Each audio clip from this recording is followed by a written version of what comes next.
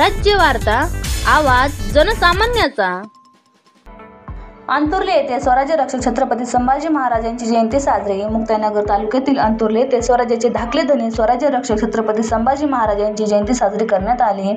अंतुर्ले येथे छत्रपती संभाजी महाराज चौकात असणारे स्तंभाजवळ असलेल्या छत्रपती संभाजी महाराजांच्या फोटोला व छत्रपती संभाजी महाराजांच्या मूर्तीला दिनेश पाटील व सुनील पाटील यांच्या हस्ते औक्षण करून छत्रपती संभाजी महाराज यांच्या फोटोला व मूर्तीला पुष्पहार अर्पण करण्यात आला।